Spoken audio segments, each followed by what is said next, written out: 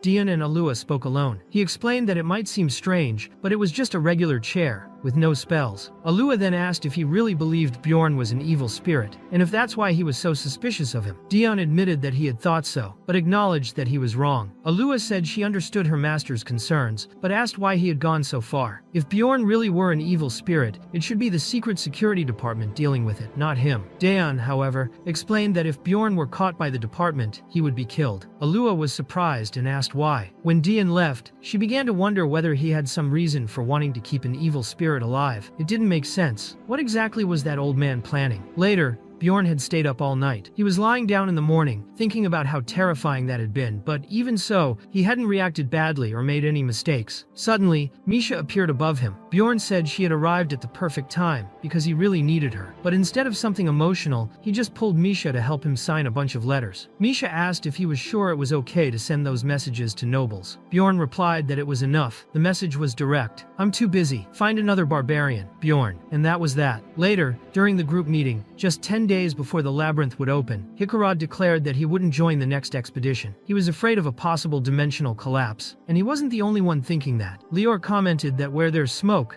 there's fire. Rottmiller suggested they rest that night. Bjorn thought he could try to convince them otherwise, but concluded that it wasn't necessary. It had already been 3 months since he was in the blood-stained castle. He knew, like any experienced player, that after completing the rupture of the first floor, the system always granted a waiting period at the start of the game. But he couldn't tell them that, much less reveal how to open the rupture. He decided he would take only Misha with him. He said that this time, it would just be the two of them. Misha, surprised, asked if he meant her. Bjorn could tell from her face that she didn't want to go and offered to go alone if she was worried. Misha then asked if he shouldn't at least ask her first or try being a little more polite. So Bjorn took a deep breath and politely asked if she would accompany him. Misha replied that she would never let him go alone. So it was settled. They would enter the rupture together, just the two of them. The next day, a special edition of the newspaper began circulating in the market. Some articles claimed that the dimensional collapse was fake. Hikarad looked for Bjorn to ask if he had seen it. Bjorn confirmed he had, but said he had already accepted a mission and couldn't go. Then, he shut the door in the dwarf's face. Misha then asked if he really had a mission. Bjorn replied no, it was just an excuse. In truth, he was already preparing to head to the rupture. Misha wanted to know why he was hiding the plan from Hikarad and the others. Wouldn't it be better if they all went together? Bjorn asked if she, by any chance, had told anyone about the ring or the contract with the beast spirit. Misha answered that she hadn't told anyone. Bjorn explained that this was exactly why everything needed to be kept secret. If she told Hikarad, he'd definitely spill everything once he got drunk. Lior would probably reveal it by accident. Rottmiller, on the other hand, was the most trustworthy. He would likely keep the secret, but then he'd start wondering how Bjorn knew all of that in the first place. Misha commented that it made sense that Rottmiller would keep the secret, but she wanted to know why Bjorn also trusted her. Bjorn thought there were many reasons. Misha was meticulous about everything, didn't share secrets easily, and, on top of that, was terrible at lying. So, if anything leaked, he'd know right away. But instead of explaining all that, Bjorn simply said that he trusted her. Misha blushed at the response. Bjorn knew there were only a few days left before the labyrinth opened, and that he'd be busy preparing. This time, instead of buying new equipment, he focused on enchantments. With the power of thunder, he also acquired other expensive items. With just a few days remaining, he returned to visit the shaman, who commented that Bjorn was doing very well. In just 2 months, he had gathered 4 million magic stones. Because of that, the shaman activated level 4 of the immortal seal. This upgrade made Bjorn's gigantification ability even stronger, to the point that his enlarged body nearly filled the entire room. Misha asked if she could accompany him to the library. Bjorn, curious, asked if she knew how to read. Misha replied that of course she did, and that she liked reading from time to time. When they arrived at the library, Lagna cast a different spell on them, one specifically made for Bjorn, and therefore couldn't be used in front of others. She pretended not to notice Misha's presence, maintaining complete discretion. No one saw,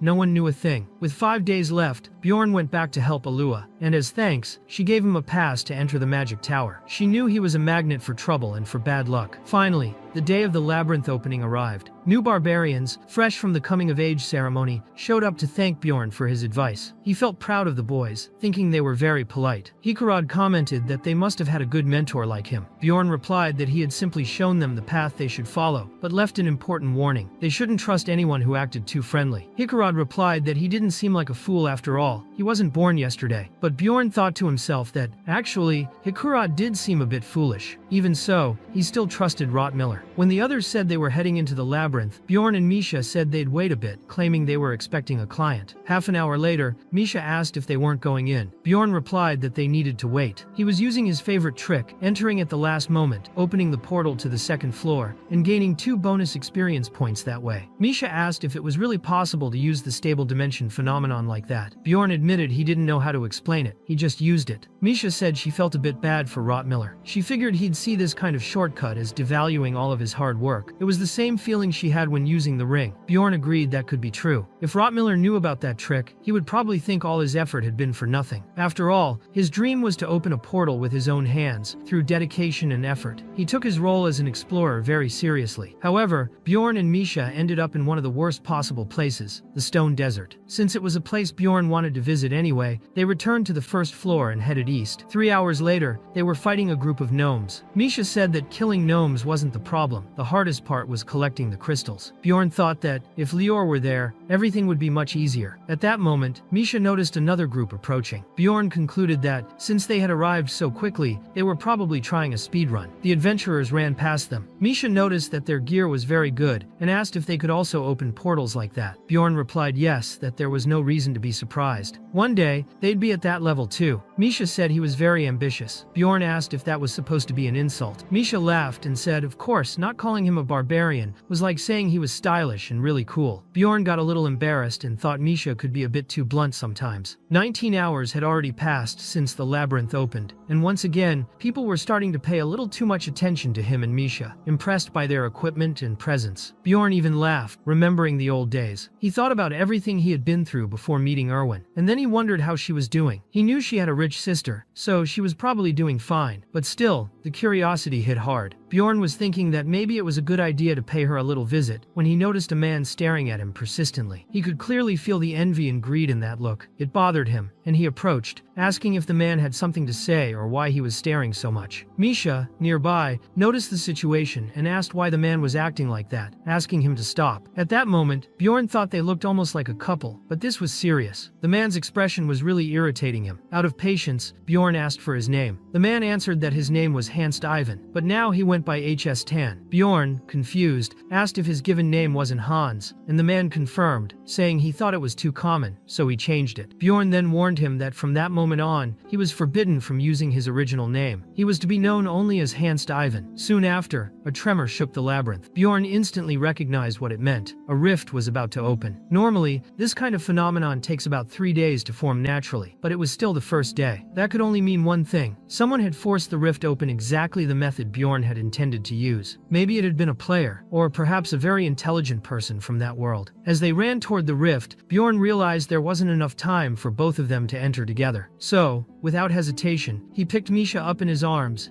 and jumped through the crack, carrying her with him. On the other side, they found a group that was already inside. At first glance, they seemed trustworthy. One of them was a warrior named Carlson, another was a beastman called Abman Urikfried, and there was also a woman named Zensia Nifreen. Bjorn introduced himself as Bjorn, son of Thor, and introduced Misha as Michelle. She took a few seconds to understand but tried to play it cool with a forced expression that wasn't convincing at all. Bjorn asked what roles each of them played in the group. He explained he was good as a guardian and tank. Zensia said she was an archer and warrior, and Carlson stated that he used a sword and shield, usually acting as the front line. Bjorn quickly assessed the group. He thought Zensia was at the typical level of the first floor, and Carlson seemed somewhere between the first and second. With 2 beginners outside the main force, he was already expecting something like that. Normally, a rift takes 5 to 6 cycles, that is, 5 to 6 months to appear naturally. Since the cooldown wasn't over yet, no intermediate or experienced warrior should be on the first floor. If Bjorn had followed his original plan, he would have returned to the beast's lair and opened the rift after 3 days. In that case, only he and Misha would be there, along with a few beginners who had never gone past the first floor. Among the 3 they had just met, the most suspicious was Abman Urikfried, who carried a giant crossbow, a rare weapon inaccessible to just anyone. Bjorn explained that that kind of weapon was class 6, whereas Michelle, being S-class, usually operated on the 4th floor. Abman claimed to be class C, which made Bjorn even more suspicious. He asked what exactly Abman was doing there, but Abman threw the question back, avoiding any real explanation. Bjorn concluded that they were probably part of a group that had been separated due to some circumstances in the labyrinth. Without a warrior in the team, they remained on the first floor. When they saw the rift, they jumped in. Abman said it was just coincidence, and that he'd been separated from his group for some time. Bjorn, however, believed he was clearly bluffing. Abman probably didn't even know there really was a strong solo-playing archer. Now, with that tough guy attitude, everything made sense. If not for him, no one would have passed to the 2nd floor, or mined 8th class stones. Of course, the same could be true for Carlson and Zensia, if they were hiding their true abilities. Even so, Bjorn wanted to find out who had opened the rift, and asked who had entered first. No one answered. To him, they looked like a mafia, so Bjorn suggested splitting the group. He, Misha, and Abman would take one side, and the other 2 would take the other. It wasn't a bad deal since they'd be left with the leftover essences. Bjorn figured Misha would take the guardian essence, but if a rare item or rift stone appeared, they'd decide together with the bearded one who would keep it. And so, they continued in that formation. After so long in the dark, that sunny environment felt strange to Bjorn. The thought that someone else had opened the rift he had planned to use was unsettling. Still, it was a relief not to have spent his items. About 30 minutes later, the group came across a Yeti, an S-class monster. monster. Bjorn wondered whether they had the strength to face it. Abman remarked that, in rifts, the path usually continues through where the monsters are, something typical of a player which made Bjorn even more suspicious. Even so, he warned the group not to get involved, as they could die. It was better to stay back. Abman agreed and said he would handle the creature. With his enormous crossbow, he fired a powerful arrow that pierced the Yeti's arm. The arrow wouldn't come out, as it used the hook arrow skill. Abman said he and Bjorn would take care of the rest. When Bjorn and Misha advanced, he went straight for it, enduring the Yeti's first blow as if it were nothing. That created the perfect opening for Misha to strike the creature's eyes, finishing the enemy and earning them 3 more experience points. Bjorn sent a message to Abman Urikfried, recounting the action they had just performed. He said that's what he and his girl, Misha, were capable of. A direct warning. It was best that Mafia didn't cross their path. Abman replied, admitting the two of them worked very well together. Then the group entered an ice cave, where they fought and killed several snow wolves. Bjorn and Misha did most of the work, but Abman helped too, using his extremely powerful crossbow. Even after this display of strength, just as Bjorn expected, no one volunteered to lead the group. He knew the path exactly, as he had memorized everything. After all, he had already cleared that game, and was probably the only one there with that knowledge. That left 2 possibilities. Either the others weren't players, or they were doing a very good job pretending not to be. When they found a passage leading underground, Bjorn was the first to go, as usual. On the way, he wondered whether the group would ignore the hidden item inside the pillar. Even if they knew it was there, they would avoid interacting with it. Doing so would be too obvious, and would immediately reveal they were players. Down below, everyone was impressed by the place's appearance. In the center of the room was a pillar that glowed when touched. Abman commented that it was probably a key, and that after some monsters appeared, the path would open. Once again, Bjorn recognized that as typical player thinking. Though it was partially wrong, it wouldn't be just regular monsters that showed up, but rather the final boss of that area. The seal on the pillar had awakened the great boss. First, ancient beasts appeared in hordes. 20 snow wolves came. From the second wave on, rank 8 monsters like snow tigers and even an ice golem began to show up. This golem had the ability to slow everyone in the area, and the effect grew stronger over time. But Bjorn had no trouble destroying it. With a single blow from his mace, he crushed the creature. Then the intermediate boss appeared. Katumba, the Lord of Ice, an advanced-level It-type mutant. Katumba's first ability was suppression, the same technique the raiders had used earlier on Bjorn and Einar when they pierced his neck. The other 2 members of the group were easily paralyzed, but there were ways to break the spell. Getting hit, biting your own tongue like Misha did, or simply having absurd resistance like Bjorn. The paralysis didn't even work on him, and he immediately charged forward with his wild dash. Misha, annoyed, complained that he shouldn't fight alone, but Katumba tried to retaliate with a snow explosion. Bjorn, however,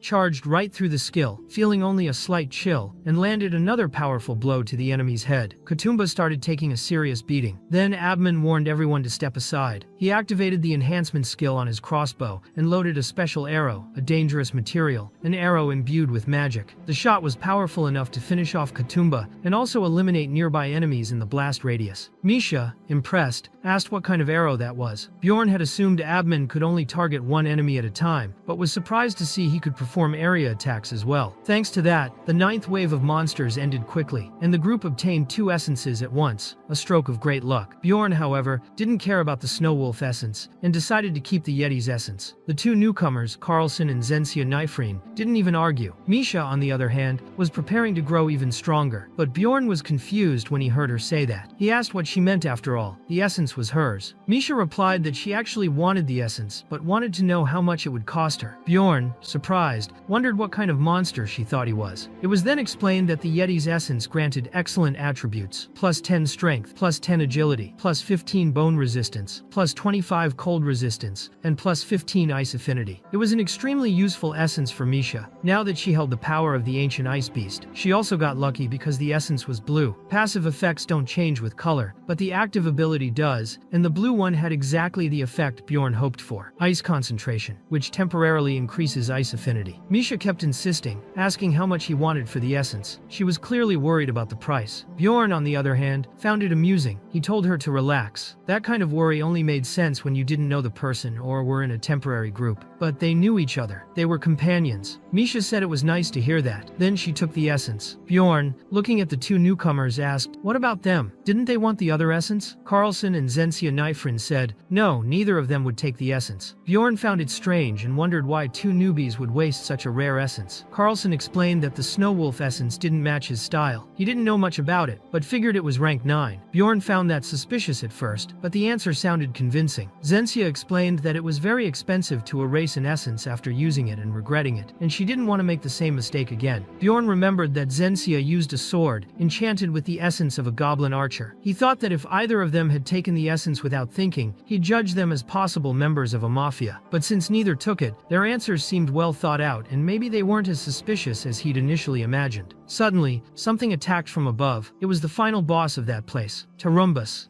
the Tyrant, a monster who flew into a rage and activated the frozen destruction skill to wipe out the intruders. Bjorn knew exactly what that meant. They wouldn't face Tarumbus yet. The third chapter was beginning. They had entered a special zone called the Ice Cave. After falling into the frozen water, everyone received the hypothermia status, which drastically reduced agility and caused all ice-based damage to be doubled. To get back up, Bjorn had to ditch part of his equipment. As he swam, he cursed that damn reality update. In the game, you would just wait for the loading screen, and the third chapter would begin outside the water. But in this reality, he had to climb everything by force, suffered in the cold, nearly drowned 3 times, and reached the top completely sore. He finally understood why. In the game, you started the third chapter with reduced HP. Shortly after, Misha appeared, soaking wet, asking if he was okay. Later, everyone gathered around a makeshift campfire. The two rookies were shivering from the cold. They had all left their clothes to dry and wrapped themselves in towels to warm up. Abman Urikfried commented that the area felt like a special region, similar to the Witch's Forest. Misha, on the other hand, wasn't feeling so cold. She had natural ice resistance, which increased even more after consuming the Yeti's essence. Bjorn was also doing fine, despite the discomfort. Misha suggested he hug her, saying it would warm him up. Bjorn, surprised, mentally asked himself what was going on. Even Abman started whistling to break the tension. They decided that the area was safe and made camp there. However, Bjorn couldn't sleep peacefully, surrounded by people he still didn't trust. He and Misha moved a bit away and made a separate fire. Misha said he could sleep first, but Bjorn wanted to talk to her before that. He asked if any of the three seemed suspicious. She whispered something no one else heard, and Bjorn said she had done a great job. Maybe that guy really was the culprit. 6 hours later, they followed the main route. They fought some monsters along the way, mostly rank 8. The difficulty of this place was higher than the Bloodstained Castle, which featured rank 7 knights. That was due to the hypothermia effect, which made ice attacks twice as dangerous. 4 hours later, they encountered 3 frozen orcs. Abman noted that the one in the middle was likely an ice orc, due to his white skin. Zensia asked if they should fight them too. Abman replied that they were probably there for a reason, and sure enough, the 3 orcs broke free from the ice. Bjorn asked everyone to stay calm and told them to get into formation. He thought this would make it easier to protect Misha. He was still pondering the true objective of the Mafia. Maybe they were just explorers trying to complete the rift, but he preferred to be ready for any possibility. Bjorn easily blocked the hammer strike from the first orc, but intentionally held back part of his strength. Meanwhile, the other 2 members of the group were facing the axe-wielding orc. Abman,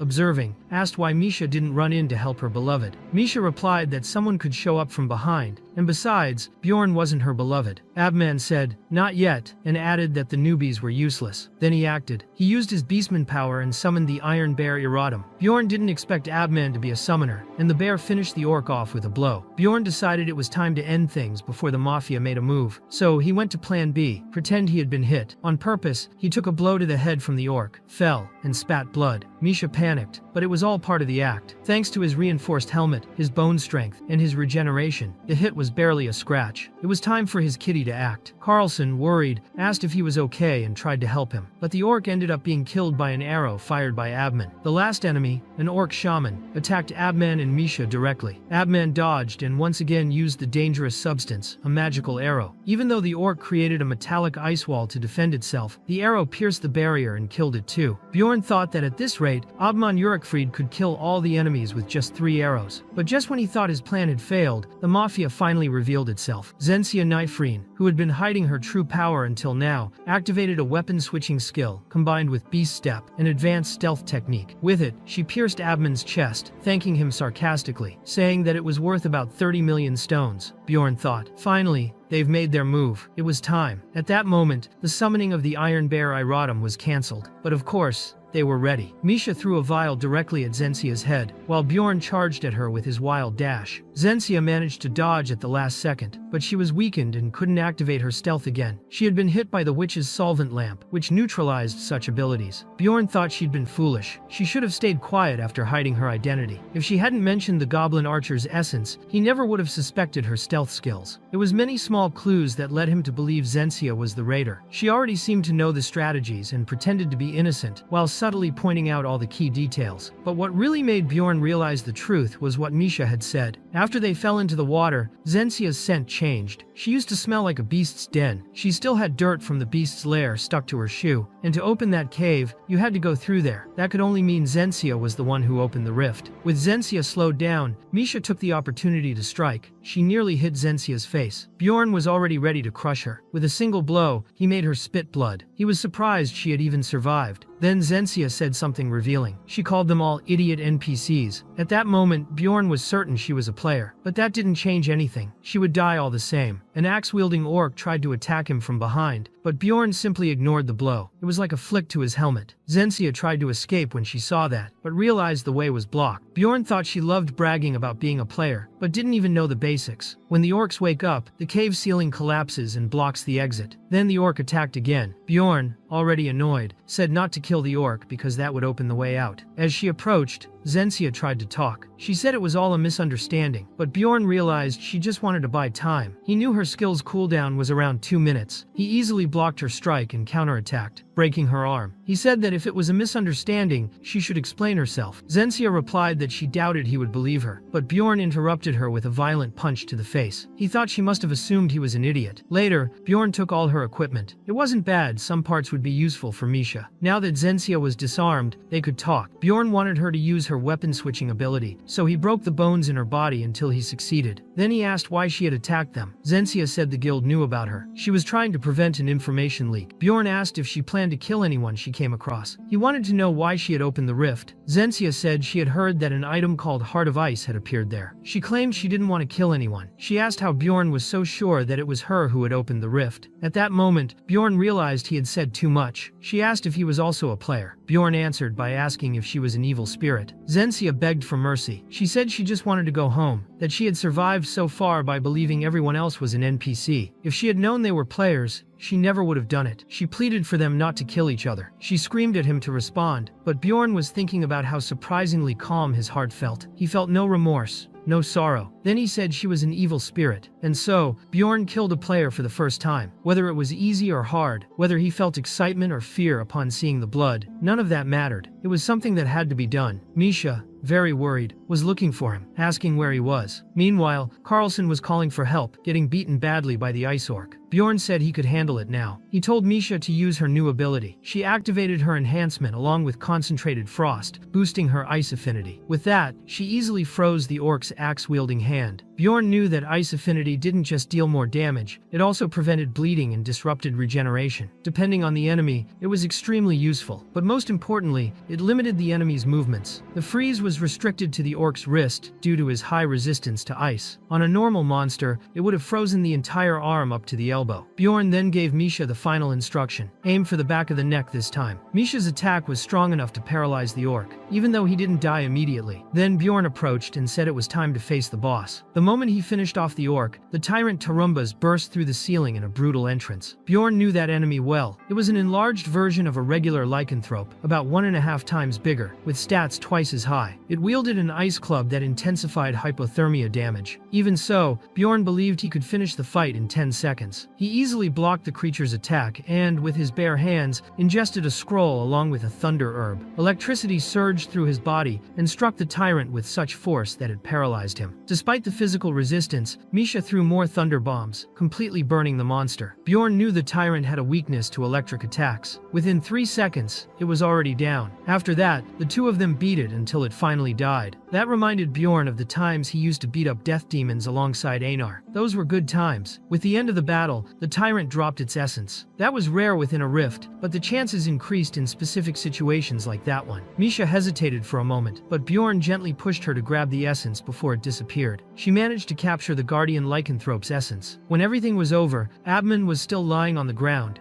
asking for a potion. Carlson and Misha tried helping with a normal tier potion, but it didn't work. The wound wouldn't close. Bjorn quickly realized that Zensia's blade must have been coated with some kind of poison that caused continuous bleeding and blocked healing and regeneration. Not even the antidote worked. Given the severity, Misha asked Bjorn to use a higher tier potion. After 5 of the bear's advanced potions and 1 more superior tier potion, Abman's wound finally began to close, albeit slowly. It became clear the poison was extremely powerful. Later, Carlson praised their work. Bjorn remembered they hadn't yet divided the rewards and handed the boy a pouch full of crystals. When Carlson asked if it wasn't too much, Bjorn explained that he hadn't received any essences, so it was only fair. Before leaving through the portal, Bjorn asked Carlson not to tell anyone what had happened there that day. Once the boy left, only Bjorn, Misha, and Abman remained. When Abman woke up, he said he would pay for the potion that was used. Bjorn said the cost had been around 5 million stones. Abman thought that was excessive and said it should be just 1 million, but Bjorn replied he was probably scammed. Abman accepted the price, saying the value of an item depends on how badly you need it. Not having money with him, he left behind an item as collateral. The Necromancer's Arrogance, an artifact that paused time right before a critical hit and made the user immune to damage for a limited time. Bjorn realized that was how he had survived, and even considered accepting the item instead of payment. But Abman refused immediately and said that as Jandel's son, Bjorn should never keep that item. When Misha asked how he knew who Bjorn was, Abman, already stepping through the rift portal, replied that he'd never forget what Bjorn had done for him that day. Bjorn then admitted to himself that he actually liked the guy. Misha was about to leave too, but Bjorn reminded her they still had things to do there. The two of them consumed a frost crystal they found in the cave, which permanently increased their ice affinity by 3 points. Since the place was now safe and there were no more monsters, they didn't need to keep watch. Bjorn lay down to sleep, sure that this was the safest place at the moment. As he settled down, Bjorn began to wonder what would have happened if he had been alone. He thought about the player he had killed and, for a moment,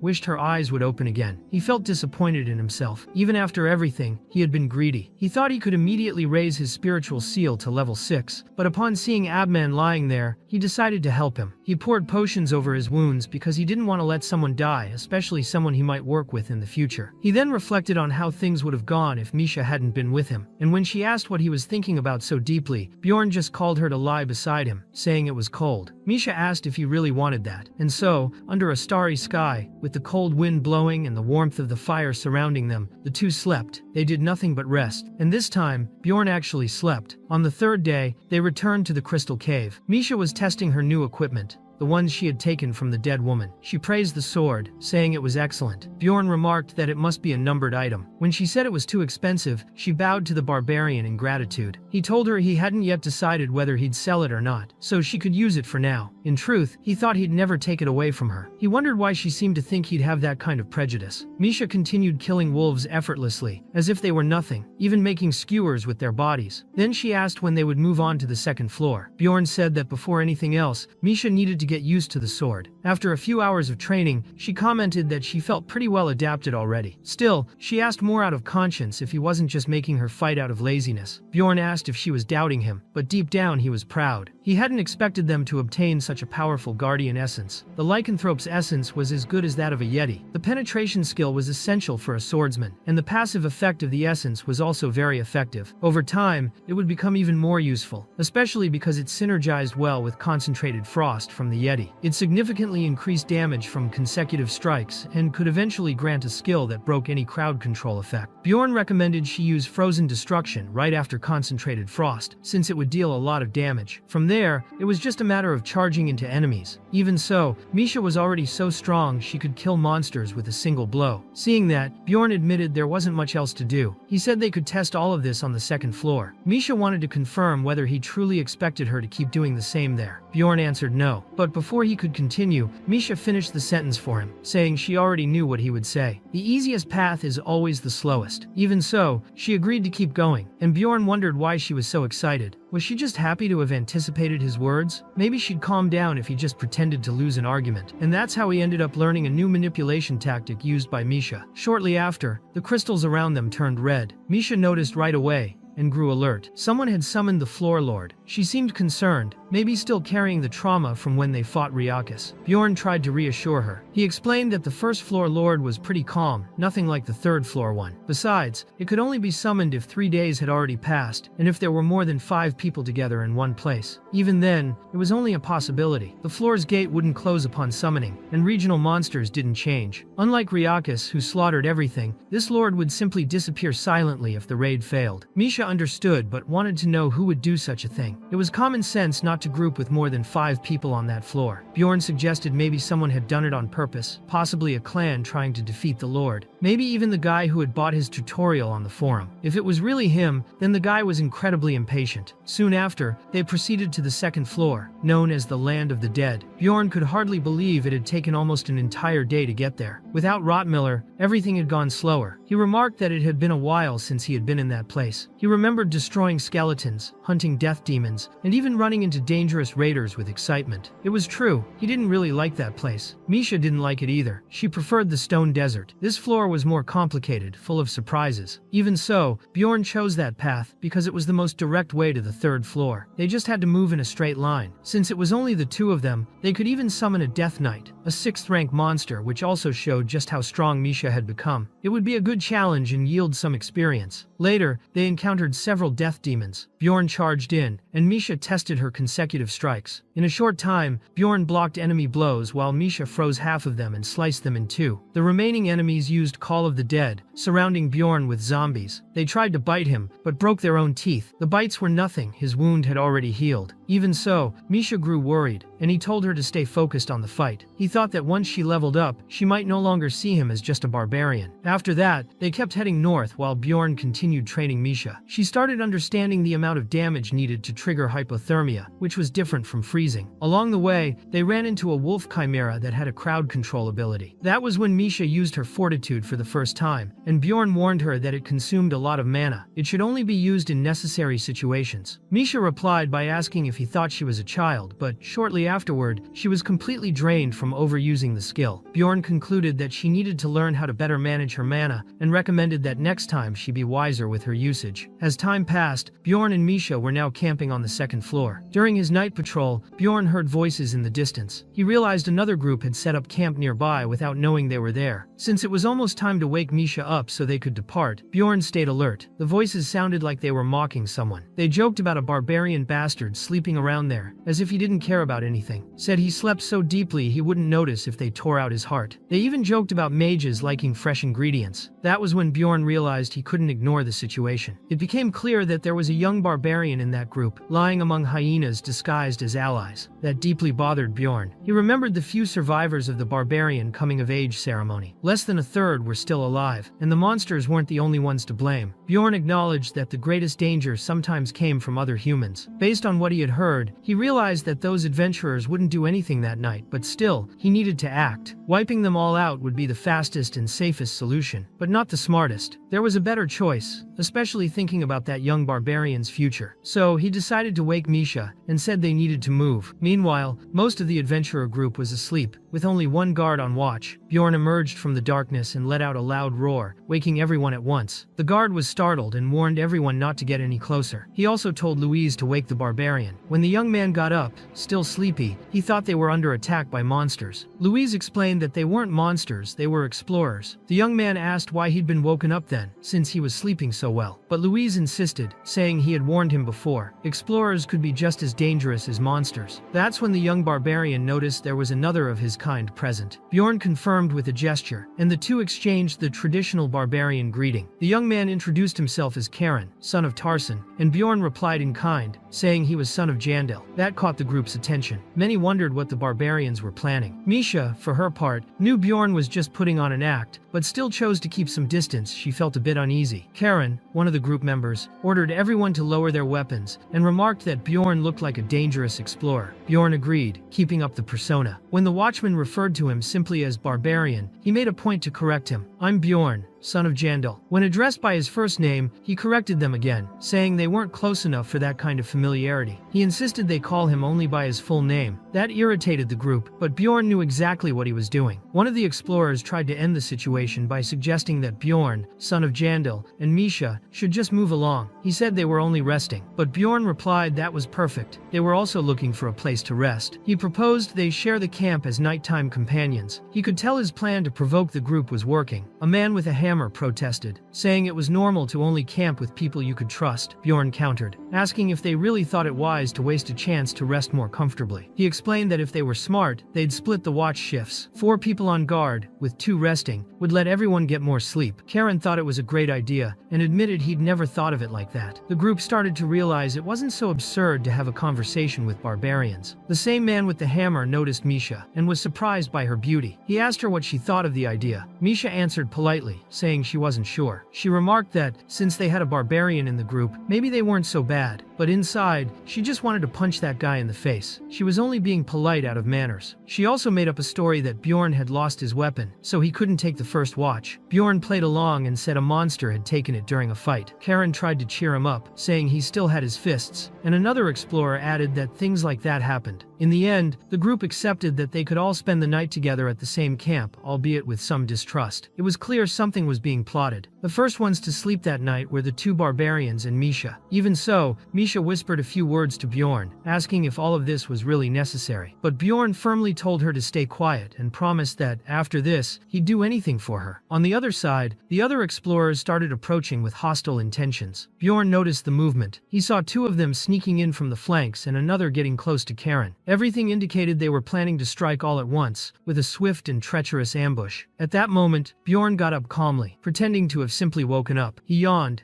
as if nothing was wrong, and casually asked if anyone else had woken up hungry. The men, realizing they'd been noticed, quickly hid their weapons and agreed, saying they had some dried meat. Bjorn accepted, turned his back to the man with the hammer, and that's when the attack came. The hammer blow hit his back, but had no effect at all. Bjorn thought the man was incredibly foolish. If only he had struck again, maybe he would have had a chance. Sarcastically, Bjorn said the man's hand must have slipped. It happened to him too when he was hungry. Then, without hesitation, he punched him so hard it shattered the man's face, knocking out 5 teeth at once. Coldly, he said he was hungry too and regretted that his mother's hand had slipped again. It was clear he was being ironic. Bjorn wondered if those men really thought barbarians were stupid. The moment Karen got up, Luis shot an arrow at him, but Karen was fast. He saw the projectiles glint and managed to block it with his arm. Then he approached and grabbed Luis by the neck, demanding to know why he'd been attacked. Meanwhile, another enemy was knocked out by Misha, who admitted she'd been hesitant at first but now recognized Bjorn had been right all along. Those men really were bandits. Later, the group gained access to the trader's prior conversation, word for word. One of the enemies, frightened, started to confess everything. He said the plan was to kill the barbarian, calling him stupid. But when he went to talk about Bjorn and Misha, he hesitated. Bjorn, impatient with the silence, broke one of his fingers and demanded he continue. The man finally confessed they thought barbarians were as dumb as wandering monsters. Karen wanted to know who had said that. The man replied that he, Victor, and Luis all thought that way. Continuing the log, Luis had also said there was a beastkin woman who was just as dumb as the barbarian, but at least she was pretty. One of them even questioned whether she really wanted to sleep with someone who fornicated with a barbarian. That was more than enough to make Misha furious. She grabbed the conversation log and demanded to know who had said that. When Luis answered it was Bree, she swore she'd kill him. And Luis, unfazed, said she could do whatever she wanted. The group decided to ignore the rest of the obscene content and skipped straight to the part where the traders discussed their plan to assassinate Karen and the others at the same time. Karen himself, confused, asked if he had done something wrong and, not understanding the situation, sought advice from Bjorn. Later, the archer's head was decapitated. Misha crushed the group leader's testicles and killed him right after. The last of the enemies, terrified, swore he would change his life and become a good person from then on. He said he would do whatever they asked, even if it meant being a kind-hearted bandit. But Bjorn,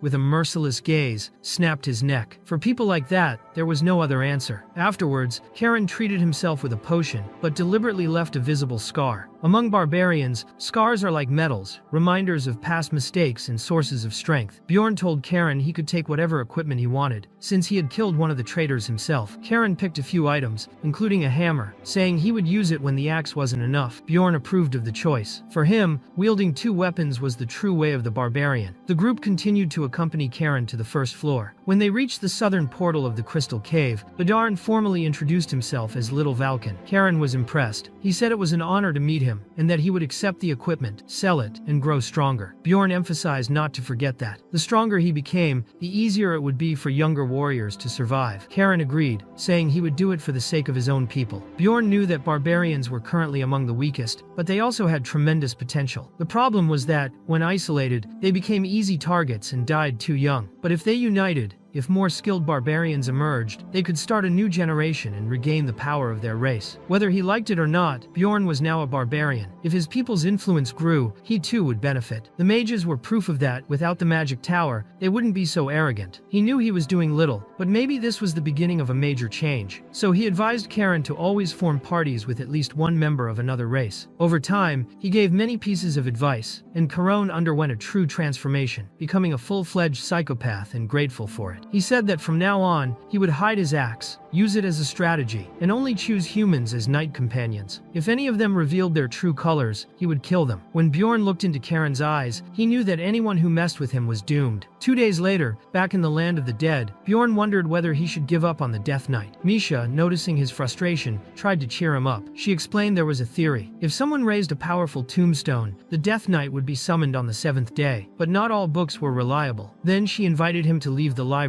She said he needed to stop locking himself in there and go out with her for a while. He hesitated, wondering if there was another option. Still, they went together until they both felt a strange chill in the air. Something was coming. They had been affected by the resentment effect, which drastically reduced healing and regeneration. Bjorn understood immediately. The Death Knight was very close. Without wasting time, he and Misha ran toward the origin of the skill, hoping to locate it before it was too late. That meant someone was already there, fighting the knight, most likely a player. Even if the monster was already in combat, there was still a way to solve it. The plan was simple. Bjorn arrived in the middle of the battle and delivered a brutal strike to the Death Knight, eliminating it instantly. Pretending to be a hero, he said he was there to save them. It was all part of his act as the typical dumb barbarian. As expected, the group there was not pleased. The team's archer complained, but upon closer look, recognized Bjorn. He called him Little Valken and said he remembered him. Bjorn also recognized him. He was one of the explorers who had paid the clan's protection fee and had helped during the escape from the battle against Reincarnates. Bjorn thought that maybe the archer really was a player. Deep down, he figured he was lucky to be famous. His plan, though risky, had worked. The archer suggested they should properly introduce themselves, since this was their second meeting. That's when the man said his name, Hans Christen. At that moment, Bjorn froze. Apparently, he had a personal curse against anyone named Hans. Abruptly, he said he had to go, that he was very busy. He turned around, grabbed Misha by the hand, and ran off, determined to get away from that man as quickly as possible. He thought a player with Hans's body was far too dangerous. Bjorn's heart raced with anxiety about what it could mean. Meanwhile, in Rafdonia at noon, many explorers were returning to their families. At that same moment, Karen was laughing maniacally among the other barbarians. Some recognized him and asked if he was Karen, son of Tarson. They wanted to know if everyone was still alive and if the equipment he carried was the result of looting. They asked if he had robbed players. Karen firmly denied it and said he would tell the whole truth. He recounted everything that had happened inside the labyrinth. As expected, the barbarians were furious about the events. But one thing was certain: the name Bjorn, son of Jandel, was gaining even more fame. Little Valken was now a symbol among the barbarians. Karen openly expressed his gratitude. He said that it was thanks to Bjorn's teachings that he had accomplished all that. For a long time, barbarians had been at the bottom of the labyrinth's food chain. But now, Karen promised to teach everything he had learned, to change that reality, and help his companions grow stronger. On the afternoon of the 9th day, Bjorn and Misha were already entering the 3rd floor of the labyrinth, through the mouth of the River of Darkness. Bjorn thought that next time, he would make sure to bring another explorer with them. They spotted a group and followed them to the portal. Along the way, Misha commented that if the name Hans really was a bad omen, maybe they should leave the labyrinth altogether. Bjorn replied that there was no concrete evidence about that curse. On the other hand, if it were true, perhaps returning to the city would make them immune. But for now, the best thing was simply to keep doing what they came to do. Misha said maybe he shouldn't have told her that, because now she was covered in goosebumps. Bjorn, with a faint smile, replied that even if he didn't want to admit it, he felt lighter after sharing that burden with her. Misha, blushing slightly, told him he should share his feelings more instead of carrying everything alone. But Bjorn, in his usual style, said he was just teasing her and ran off toward the center of the floor. Later, they found a resting point near the mouth of the River of Darkness. They were getting closer. Along the way, they reunited with their companions, Hikurad, Rotmiller,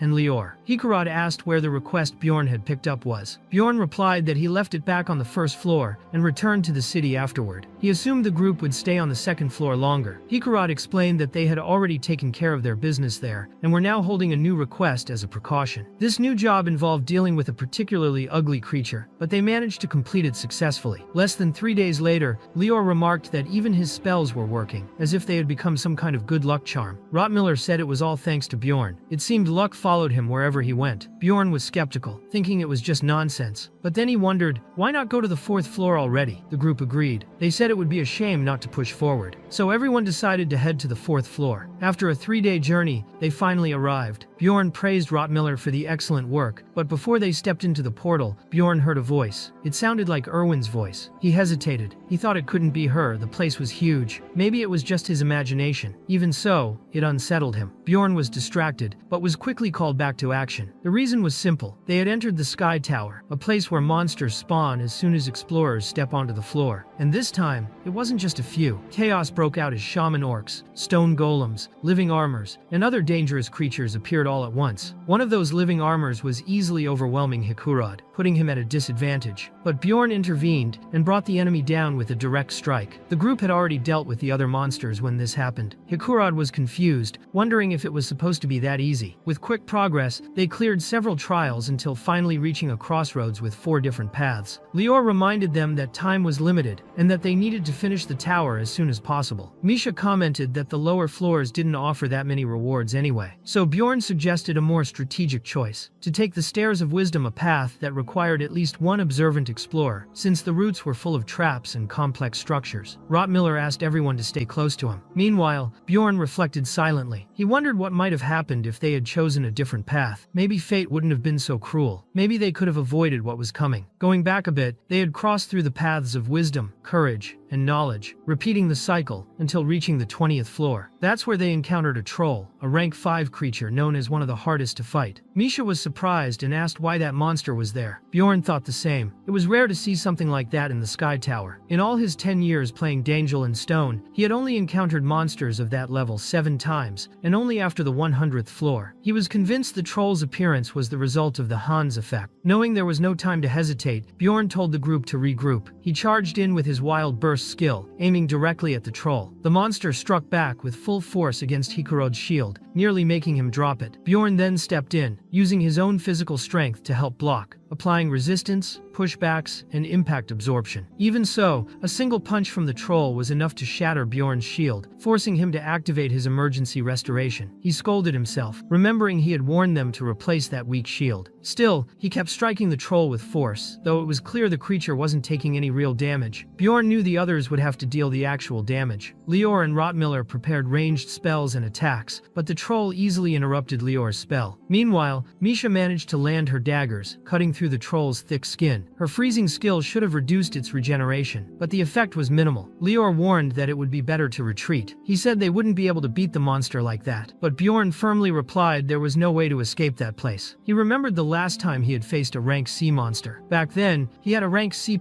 mage with him, which practically meant someone of rank B. Even so, it had been an incredibly tough fight. Now, they were up against a creature even more resilient, with the best regeneration and physical defense among all rank 5 monsters. Luck wouldn't be enough. They would need a prolonged battle, and the odds of winning were slim, but it was their only shot. 15 minutes later, they were still standing, holding out against the monster. Lior used curse spells to lower the troll's stats. Hikurad kept restoring his shield repeatedly. Rotmiller maintained the distraction with his arrows, and Misha focused all possible damage with successive attacks. In one of those moments, she managed to open a deep gash in the troll's skin, making it roar in pain. It went into a frenzy. The creature charged at Lior, but Rotmiller saved him just in time. Bjorn used Wild Burst once again to block another attack. Meanwhile, Lior warned that his mana was running low. He could only cast spells for 3 more minutes. Bjorn then asked how much time they would gain if Lior stopped using the confusion spell. The answer: 7 minutes. That was enough for Bjorn to order Lior to drop the confusion. Now they had a clear time limit. Misha began focusing all her strikes on the same spot, trying to sever the troll's arm. Meanwhile, Bjorn prepared to use his plan B. He charged alone to the creature's rear with a simple thought: if something needed breakdown, striking, a mace was the perfect weapon. He focused all his attacks on the already wounded and frozen arm, injured by Misha's power. But the troll, consumed by rage, temporarily ignored the pain, and further boosted its physical stats. In a counterattack, it broke Bjorn's shield once again, but Bjorn didn't back down. He kept hammering with all his might until the troll's arm bones were exposed, creating a clear opening for Misha. The troll then activated its super regeneration, an active ability that can be used on specific body parts. With it, it could recover any localized damage within minutes. Even with Misha's bleeding curse, the monster would take only about 2 minutes to fully regenerate the arm. That was when Bjorn decided to remove all his armor. He would bet everything on this fight. He activated his gigantification skill, becoming nearly the same size as the troll. He believed that at that pace, they could finally kill the creature. The first thing he did was grab the troll in a rear naked choke, using the full strength of his body. He told the others to aim for the creature's eyes. Misha responded immediately, plunging her blades into the troll's face and eyes with ferocity. She kept stabbing until her daggers could no longer pierce through. She had likely reached the skull. Meanwhile, Bjorn used his entire body to maintain the hold, squeezing tightly and urging Misha to destroy the creature's brain. However, the troll, even blinded, suddenly started running toward Lior, surprising everyone. Lior wondered how it could move without seeing. Bjorn, despite holding it with all his strength, was also caught off guard. The troll seemed to know exactly where to go. Maybe it detected mana, maybe it used its sense of smell. In the end, it didn't matter. The danger only increased the closer they got to victory. Hikarad, already exhausted, couldn't withstand the troll's next blow. Without mana to activate restorative spells or defensive skills, he was completely vulnerable. Still, Misha kept stabbing the creature relentlessly. The moment was critical. Then the troll landed a direct hit on Lior. All curse effects were undone. Even so, Bjorn shouted for Misha to keep going. With the last of her strength, she poured everything she had into trying to kill that monster. Bjorn, on his part, had already exhausted his gigantification. He was back to normal size, drained. Still,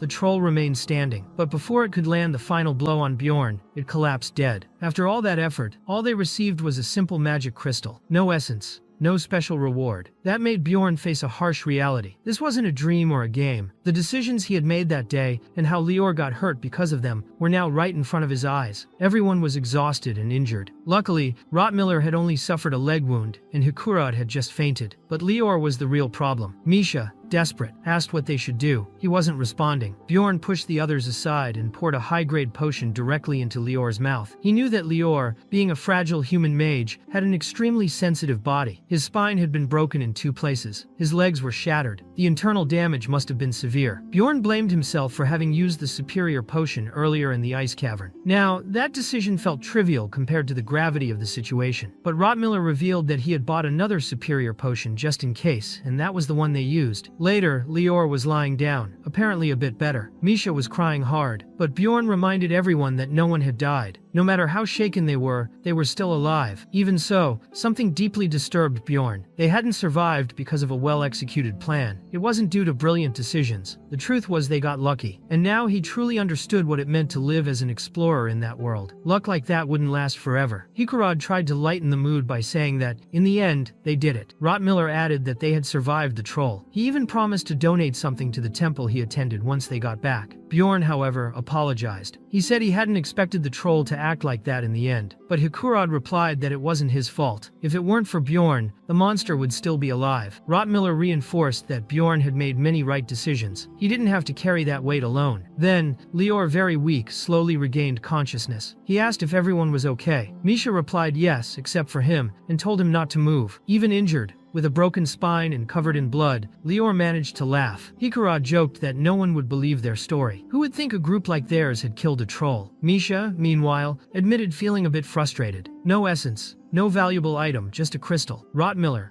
more practical, said getting out alive was already more than enough. Misha said he didn't seem greedy at all. Hikurad agreed and reminded everyone that Rottmiller had used a superior potion, so it was only fair that they all helped pay for it. Rottmiller laughed, saying it was a relief to know he wasn't greedy. But then Misha asked the question everyone was avoiding. What now? Would they go further? Bjorn answered firmly, of course not. Bjorn wasn't as crazy as he looked. He decided they would stay there until the labyrinth naturally closed. In the end, that fight against the troll had brought no real benefit. When the labyrinth finally closed, they all returned to Rafdonia, and with that, the group's 6th expedition came to an end. A week had passed. That afternoon, Erwin was very excited she would finally get to see Bjorn again. As soon as they arrived in the city, the group group headed straight to the Temple of Leetless. Lior seemed to be feeling much better, as expected thanks to divine power. But still, the priests couldn't heal mental wounds. Bjorn thought it might be good to investigate that later. After that, the group split up again. They hadn't collected many mana crystals, so they decided to divide the profits only after receiving payment from the quests they had completed. Even so, they estimated they'd earn around 400,000 stones each. Bjorn knew he had no reason to complain, but that damn troll still haunted him. Misha then asked what they would do now. Bjorn replied that they were going to take a bath. When she asked if he was inviting her to bathe with him, he immediately denied it. Even so, Misha decided to bathe at the place where he was staying, as she didn't want to walk all the way back again. When they arrived, Bjorn had already taken a relaxing bath and allowed Misha to stay as long as she wanted. Meanwhile, he began organizing his belongings, separating what he would sell from what he intended to keep. In the middle of this task, someone knocked on his door. It was a messenger from the Explorers Guild. The man informed him that a barbarian named Karen Tarson had requested Bjorn to be his witness, claiming he would prove he wasn't a looter. Bjorn immediately understood that the barbarian baby was in danger. He quickly warned Misha about Karen and canceled their plans for the evening. Even without fully understanding, Misha asked if he could at least explain better, but Bjorn simply left, leaving her still in the bath. Meanwhile, in the 8th district, Erwin was beaming. She knew Bjorn had been alive all this time. A few days earlier, in the Witch Forest Labyrinth, Wittenberg insisted that Erwin should find her own way to the 4th floor, even though she wasn't a professional explorer. To do so, she would have to follow the mana waves from the portal. Focusing as much as she could, Erwin managed to feel the waves growing stronger as she got closer. At some point, she heard Bjorn's voice and ran in that direction, certain it was him. When he turned around and revealed his face, Erwin tried to reach him, asking to go with him into the portal. However, her sister intercepted her, saying she could be mistaken for a looter if she tried to proceed. Even so, Erwin insisted that she knew it was Bjorn, and questioned why her sister hadn't told her anything about him. Back in the city, Erwin was surprised to realize how famous Bjorn had become. He was now called Little Valken, Bjorn Jandel. She was confused as to why her sister had never mentioned this, but in the end, it didn't matter anymore. She was now standing in front of his door, nervous about finally seeing him again. She wondered if maybe he had forgotten where she lived, which is why he hadn't come looking for her. When she knocked on the door, Misha answered, still wet from the bath. Erwin wondered who this woman was and if she had gone to the wrong room. She asked if Misha knew where Bjorn Jandel was. Misha replied by asking if she was his guest, and said he had just taken a bath and left not long ago. She also suggested that Erwin could wait inside if she wanted. Erwin, surprised, confirmed that it was indeed his room and didn't understand what was going on. Misha explained that, if she preferred, she could wait with her, but she could also leave a message and go. That made Erwin think the woman was acting as if she lived with Bjorn. She wanted to confirm if he really had just finished bathing, and Misha said yes, asking if she would stay. Erwin replied that she'd like to come in. Misha welcomed her, warning that the place was a bit messy and that it wasn't usually like that. Erwin said she knew exactly what was going on, because she had done the same with Bjorn before. Misha quickly clarified that there was nothing going on between them, that they had only collected some items from a looter, nothing more. Erwin replied there was no misunderstanding. She knew Bjorn would never do something like that. It was natural to want to punish someone who stole from you. Meanwhile, in the 7th district, at the headquarters of the Explorers Guild, Bjorn was questioning why the woman who had once been taken hostage now wanted to see him. Bjorn said he didn't care. He didn't want to meet that woman. He had spent the entire day hungry and really didn't have time to waste with that kind of thing. However, the branch manager stopped him, explaining that, although he couldn't give all the details, she didn't mean him any harm. Then he explained what had happened 20 minutes earlier. When Bjorn arrived at the guild, the mages had already verified that everything Karen had done was in self-defense. In fact, he had merely been bait to lure Bjorn to the branch. The manager commented that he actually just wanted to talk to him. Miss Urbans, daughter of the district director who had previously been taken hostage by Bjorn, was asking to see him. Even so, Bjorn didn't care. It was clear there was an internal dispute in the Urbans family. During another incident, Nee had commented that the branch manager had likely chosen to support the daughter, which explained her presence during the prison episode. The butler revealed that the young woman herself had planned that meeting with the barbarian. Nah, her father, thought his daughter was rebelling. He still saw her as his darling little girl, even at that stage, and actually found it amusing to see another man trying to hold his position using his daughter. That's why Na concluded he would have to get rid of both the manager and the weird barbarian. Later, Bjorn walked through the rain. He was starving and decided to make the most of his time while waiting for the storm to pass. He found a restaurant and ordered a huge meal. Even so, he felt that Misha's cooking beat that food 10-0. He tried a few dishes that reminded him a bit of the flavors from his homeland planet Earth, but even so, he didn't feel any desire to return there. He had grown used to this new life, the noisy bed, the room with only one bathroom, and the daily life shared with his companions. Sure, he could spend hours complaining about the bad parts of this world, but the truth was that he had grown fond of it. Despite that, Bjorn knew that to reach the higher levels of the labyrinth, he would need a new team. He had already thought about it before, but after the battle against the troll, that certainty became solid. Climbing higher meant facing even worse creatures, and he couldn't count on the same people for that. While reflecting on all this, Abman showed up at the same bar, saying he didn't expect to find Bjorn there. Abman's wife managed the place, so he occasionally dropped by to help. Bjorn was surprised to learn he was a married explorer. Abman commented that the business wasn't doing well, so as a man, he needed to do something. Bjorn didn't feel exactly in a position to criticize, but Abman said maybe it was fate. He had gone there just to avoid the rain and ended up finding Bjorn. He took the chance to ask for a spot in his group. He believed that since Bjorn had saved him from that desperate situation, he was someone he could trust. Bjorn began to consider the positive aspects. Abman was a character with a useful summon, capable of absorbing a lot of damage, and he also had a powerful long-range ability. He could probably handle the 5th floor on his own. Even so, Bjorn explained that he already had a team. Although they were currently separated, it was a fixed group. Abman understood and suggested they talk again if a spot ever opened up, or if Bjorn decided to leave his current team. After that, the two talked about the payment of the 5 million stones. They agreed to meet in the same place in 10 days. Before leaving, Bjorn borrowed a raincoat from Abman, but as he stepped outside, he realized the storm had only worsened. Meanwhile, Erwin, still shaken by the earlier conversation, was deep in thought. As she recalled what she had said, she realized that, in a way, it felt like Bjorn had been taken from her too. Of course, he wasn't an object, but the feeling overwhelmed her. She didn't quite know how to explain it. Misha, on the other hand, remained very polite. She asked Erwin to sit and said she would take care of cleaning the place. Still confused, Erwin asked if she was dating anyone. Misha directly answered no, that she and Bjorn were just companions. Nothing more. Erwin, slightly relieved, admitted she had misunderstood everything. She thought they had taken a bath together, but Misha firmly denied it. Misha explained that she had only borrowed the bathroom and then asked Erwin where she had met Bjorn. Erwin said they had been teammates, but when she referred to him as Sir, Misha found it odd, saying he was only 20 years old. Erwin smiled and replied that it was just a pet name, an intimate way to refer to him, something only between the two of them. Misha didn't hide her surprise. She asked if there was a problem with that, and Erwin replied that she saw none. She added that the two had a special relationship. They had been each other's first companions, and had also shared Bjorn's first drink. Misha then questioned whether all of that wasn't just important to Erwin, since she had been with Bjorn for months and had never even heard of her. Erwin was shocked and said that was impossible, but Misha stared coldly at her. She said she could ignore her behavior, but was it really wise to be so openly resentful? Misha then asked if Erwin thought she was stupid. Still, she admitted she was grateful for one thing. Now she was sure of something. And when she asked if Erwin knew what she meant, Erwin understood immediately. She realized that woman was an enemy, someone trying to take Bjorn away from her. Overcome by jealousy, Erwin even placed her hand on her knife. But before anything could happen, Misha activated the power of the beast and firmly asked if there was a problem. At that moment, Erwin realized how strong Misha was. Once again, she was facing something she wanted to protect, but felt far too weak. With teary eyes, she pleaded for Misha not to take Bjorn away from her. That was when Bjorn appeared completely by surprise. An unexpected reunion. Misha, as if nothing was out of the ordinary, commented that he had finally arrived and said there was a guest waiting for him. Bjorn realized the two hadn't met yet and figured the encounter had happened when Erwin came to see him. As soon as she saw him, Erwin ran to hug him, but Bjorn dodged, and she asked if he was acting that way because of that woman. Confused, he wanted to know what she was talking about. Misha took the opportunity to ask why he had taken so long and whether something bad had happened. He replied no, explaining that Karen had been mistaken for a looter, but everything was already resolved. When Misha tried to hug him as well, he dodged again, asking what she was trying to do. Misha, feigning innocence, said she just wanted to congratulate him after all. They were like a family, weren't they? She said that just to provoke Erwin, and it was working. Trying to ease the tension, Bjorn said he was happy to see Erwin. He had actually been thinking of looking for her. She was moved, thinking he had forgotten her, but he denied it. He said he'd never forget she had been his first teammate, and that meant it hadn't been special just for her. After that, Erwin told him everything she had experienced since then. She spoke excitedly, like a chattering bird. She said she could now control the 4 spiritual elements and had already achieved enlightenment in 3 of them. Bjorn was truly impressed. Not even a year had passed, and she had already achieved enlightenment in 3 elements. If she managed to master the 4th, something significant might happen in the future if it weren't for her sister's interference. Bjorn said he was happy to see her focused on improving herself. He thought she hadn't come to see him because he had changed ins. Misha took the chance to say he was right. She needed to find her own path as an explorer. Bjorn, however, noticed that Erwin Erwin seemed afraid of Misha and asked if something had happened while he was away. Misha casually replied, "Of course not." He pressed again, asking if they had fought. Misha said there hadn't even been a reason to. Now, according to her, they were super close friends. She turned to Erwin and asked if that wasn't true. Erwin, forcing a smile, confirmed, "Yes, Ms. Karlstein." Misha replied she could call her by her first name. Still, Bjorn felt something was off. He then said that, since the rain had stopped, maybe it would be best for the two of them to step out for a while. He was oddly exhausted. When they left, they happened to walk in the same direction. Misha suggested Erwin go ahead and that she'd follow later, but Erwin politely declined. Both were thinking the same thing, that the other would return to Bjorn's room. After staring at each other for a while, they decided to go back together. It seemed like the best choice. Erwin thought that if Bjorn hadn't shown up at that moment, she might have ended up on her knees, begging him not to leave her. All she could think about was stopping him from walking away. She found Misha really strange. Finally, the two went their separate ways. Misha asked if Erwin would return the next day, and she replied yes. Misha then said goodbye, saying she was going home and wished Erwin a safe return. Erwin thanked her especially for not telling Bjorn what had happened. Misha asked her to at least promise one thing, that she would keep visiting Bjorn. That way, the two of them could keep everything a secret. After all, Erwin didn't want to worry Bjorn with nonsense either. Erwin agreed. She said she didn't want that anyway. When she returned, she told her sister that Bjorn was indeed alive, but she also made it clear that she wanted to become even stronger, because there was someone she wanted to defeat. She asked her sister for help with that. The next morning, very early before the sun had even risen, someone was already knocking on Bjorn's door. It was Misha, who had prepared something delicious for him. Later, everyone gathered to split the expedition's profits, and each person received a total of 640,000 stones. After taking care of everything, selling equipment, collecting the money, organizing things, Bjorn returned to the inn late at night. And to his surprise, Erwin was there, waiting right outside his room. Erwin said she would begin special training with her sister the following morning. That meant she would probably only see Bjorn once a week. Of course, she'd love to see him more often, but at that pace, her progress would take much longer. So she ran off, saying she'd be back next week. Bjorn stood still, with a deep, uneasy feeling. Meanwhile, in the district manager's office, Brown Rottmiller was present. Neil remarked that he liked how Rottmiller didn't ask questions, even though he was clearly curious about why he had been summoned. Rottmiller replied that he preferred to get straight to the point. Nah.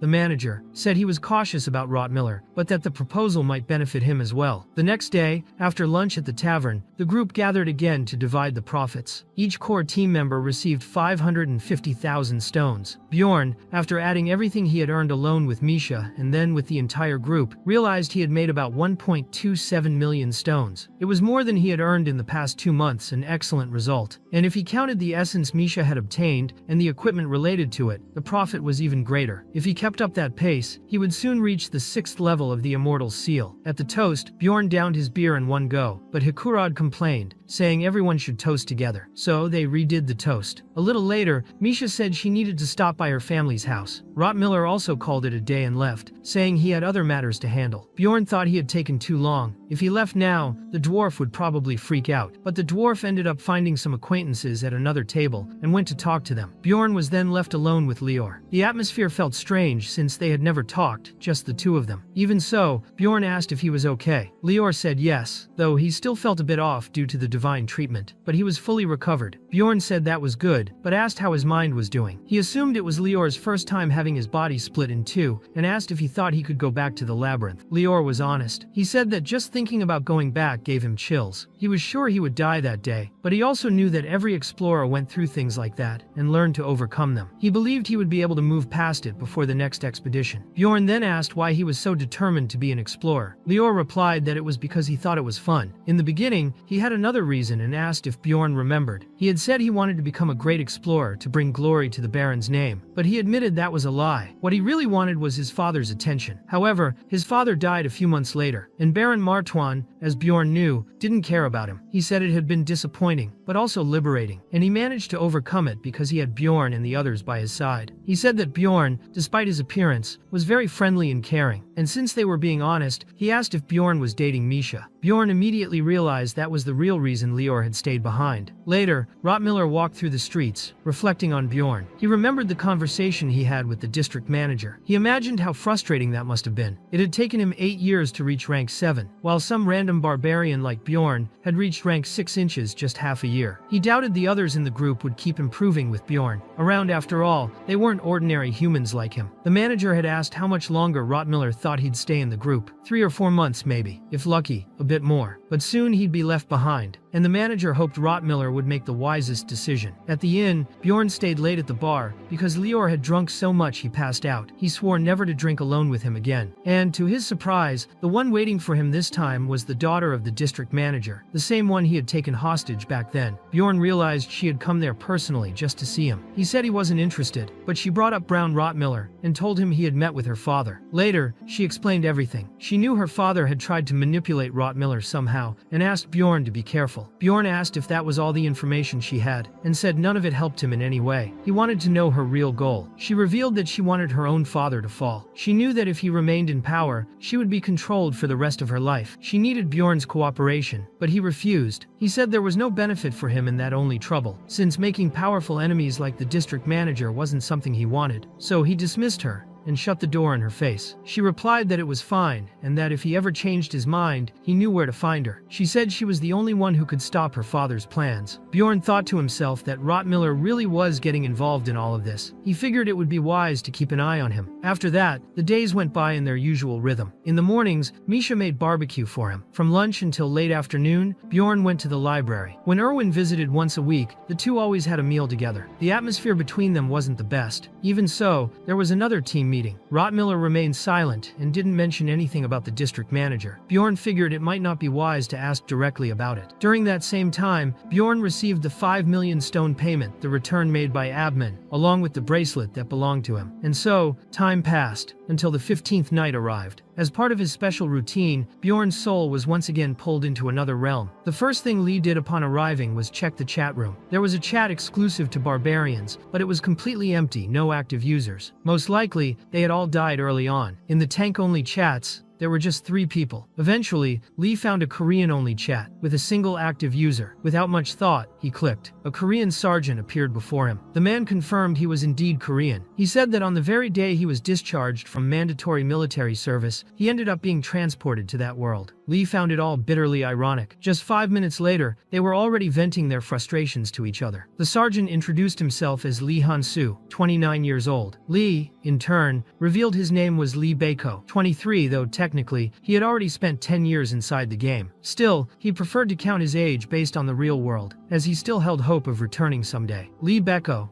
suspicious, decided to test Han-soo. He wanted to be sure the man was truly Korean, as he'd had bad experiences with players pretending to be Korean just to get his help. He gave a test involving rapid associations typical of Korean culture. When he said quint, Han-soo instinctively replied with a stream of nonsense. Say it, cowhead, soup, Saudi Arabia, service, principle. Our resolution is something like patriot motherland, idolized of him. And he added that he was a public servant before all this. Finally came the most revealing question. Lee Baeko said, Lee Wan-yong, and Han-soo replied with a direct curse. In that instant, Lee Baeko was convinced. He said he now believed him only a true Korean would react that way. He explained that name referred to the pro-Japanese prime minister during the colonization era, a traitor in Korean history. Lee Baeko had survived in that world for over 10 years since the day he was transported. He seemed like a good person, but was clearly affected by everything he had lived through. Still, he was happy to have finally found another real Korean. He said he had waited for this moment for 3 years, and someone had finally passed his test. He was emotional. Han-soo understood the importance of that meeting. He knew how much loneliness could eat someone from the inside. Even he, a rational type, missed having conversations like that. Without a community, that world was a perfect place to lose one's mind. He decided he would help Lee Baeko somehow. But Lee Baeko also wanted to help. He asked if Han-soo needed anything. Han-soo hesitated, saying the other might not be so willing to help if he were the one asking the hard questions. Even so, they kept talking. Lee Baeko asked what difficulty Han-soo had beaten the game on. Although Han-soo had cleared it on the hardest difficulty, he said he had also beaten it on easy mode, the same one Baeko had mentioned. Lee Baeko laughed and said Koreans were truly the best at games. Han-soo found the comment amusing and realized how patriotic Baeko was. Lee Baeko asked if he could help with points, but Han-soo explained he didn't even know how to convert that kind of currency yet. In the end, neither could directly help the other, but they exchanged valuable information. Han-soo realized that, despite how kind Baeko seemed, he was very cautious,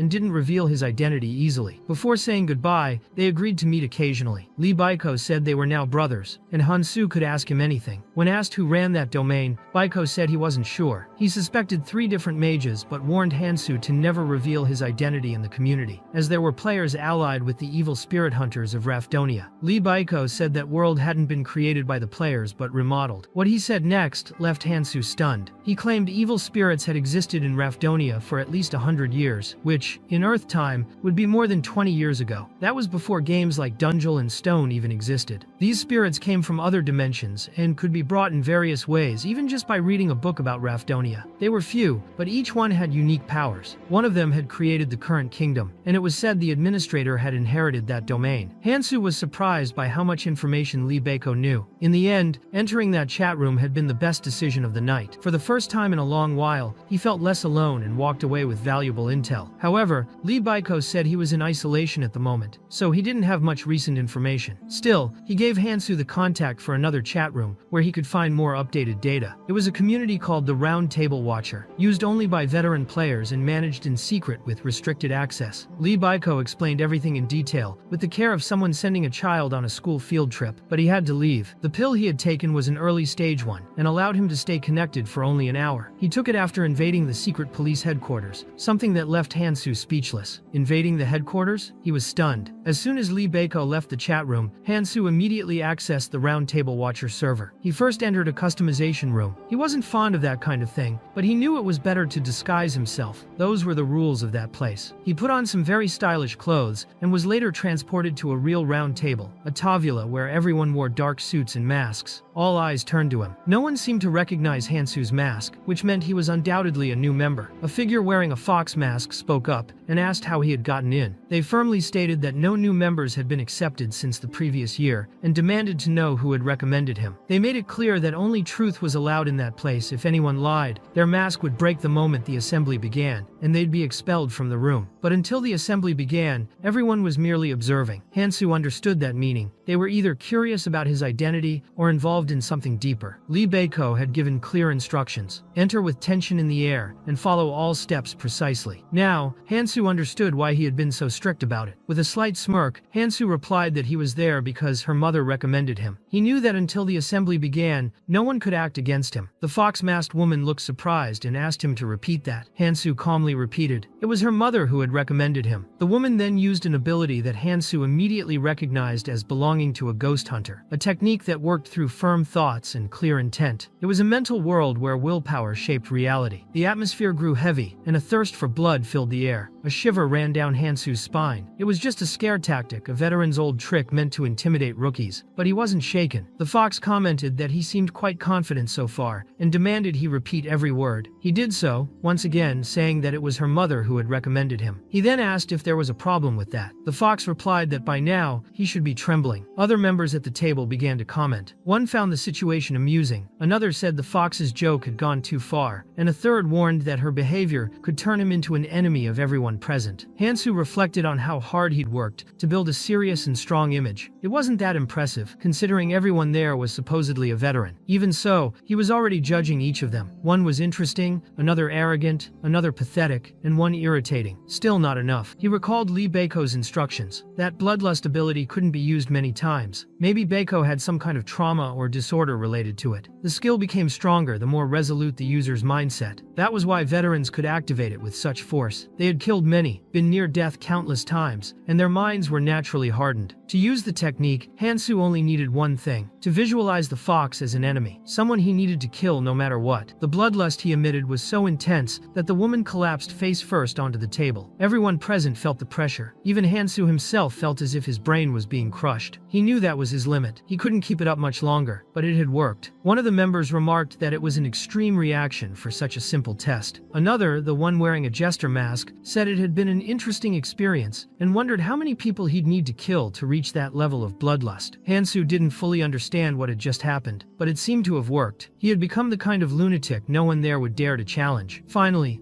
the doors closed. The meeting was about to begin. One of the hooded members turned to him, asking if it was his first time wearing the lion mask. He said he had initially thought Hansu might be an old member, given the strength of his bloodlust, but the lion mask had been hanging on the wall since the start. He asked, respectfully, whether it was the master who had invited him a question that, deep down, was meant as a test. Hansu understood that the approach was cautious. That's why first impressions were so important there. He answered with another question, asking what made the man think that. A horned masked man replied that Hansu was a newcomer who had joined exactly 1 year after the master's disappearance. It was natural for everyone to make that connection. The jester said that was why the fox had jumped to conclusions and ended up paying the price. Hansu, however, had no intention of revealing anything about his origin so easily. The jester then requested that the meeting begin. When the assembly finally started, Hansu recalled the rules. They were simple. Members took turns sharing information. If half or more of those present didn't know the information beforehand, the crystal in the center of the table would glow green. However, if the majority already knew it or if the information was false, the crystal would glow red, and the speaker would have to share something else. The first to speak was the jester, who announced that the king of Rafdonia's illness had worsened, but the crystal glowed red. Everyone already knew. Hansu realized there were rumors he wasn't aware of, things that didn't normally circulate in the city where he had grown up. During the meeting, the jester said that the information was more important than it seemed. He said the captain of the Order of the Rose Knights had died the day before. The crystal glowed green,